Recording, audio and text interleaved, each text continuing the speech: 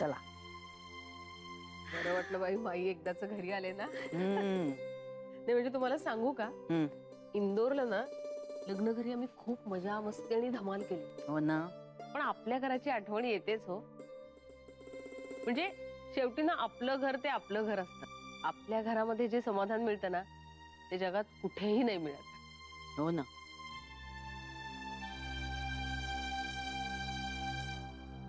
माई कसला विचार करता एवढा? नाही ग, अंजलीचा विचार करत होते. मी तुला म्हंटल ना मेघनाची रूममेट. हा हा हा, ती.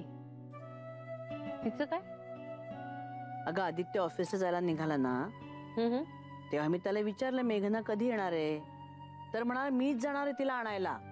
अय्या, म्हणजे 8 दिवसातच यांना विरह सोसेनासा झालाय की काय? अवघड आहे माई यांचं. मी मेघनावरूनच चिडवत होते त्याला, तर मला म्हणाला की नाही अंजलीलाही भेटायचंय जरा, तिची काहीतरी म्हणे ट्रॅजेडी आहे. ट्रॅजेडी? कसली ट्रॅजेडी? तेच तर सांगितलं नाही ना त्यानं. मला म्हणाला संध्याकाळी आल्यावर सांगतो, आता खूप घाईत आहे. आता तो कधी एकदा येतोय आणि मला सगळं सांगतो असं झालेलं आहे. विजया, हल्ली ना आपल्याला खूप सुखसोयी मिळाल्या आहेत, पण दुःखही तेवढंच वाढलंय का आयुष्यात. आणि आपल्या हातात मात्र काहीही नसतं. अवघड होऊन जातं ग सगळं. ह्याच गोष्टीचं ना दडपण आलं आता मला. तुम्ही काय म्हणताय ते कळतंय मला माई, पण आपण एकटेच जगातल्या सगळ्यांचं दुःख नाहीच नाही ना करू शकत. आपण एखाद्याही व्यक्तीच्या उपयोगी पडू शकलो तर आपल्याला खूप समाधान मिळतं. हेही तुम्ही दोघांनीच शिकवलंय आम्हाला.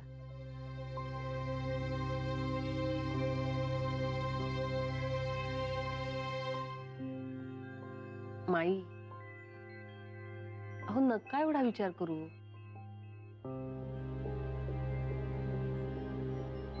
चला तयारी करूया जेवणाची. चहा करू तुम्हाला गरम गरम मस्त, बरं वाटेल जरा. हा थोडासा करते.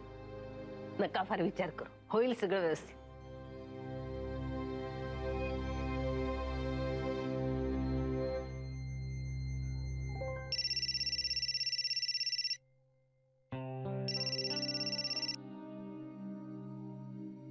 Hello Sujata ma'am. हो हो, मी एक दिवस आधीच येईन. बरं, अच्छा ठीक आहे. मग तुम्ही तारीख ठरवा आणि मला कळवा. ओके चालेल.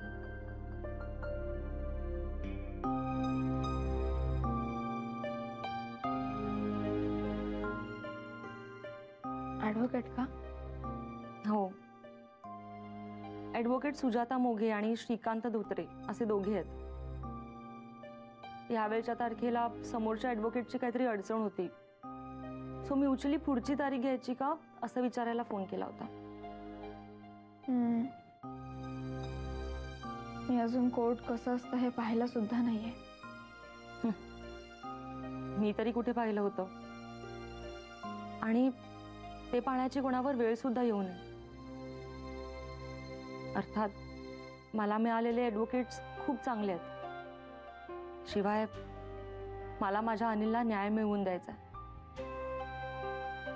कोर्टात जाणं ही खरंच खूप उदास करणारी घटना आहे, पण जेव्हा आपल्यावर अन्याय झालेला असतो ना तेव्हा ती थग असते सोबत.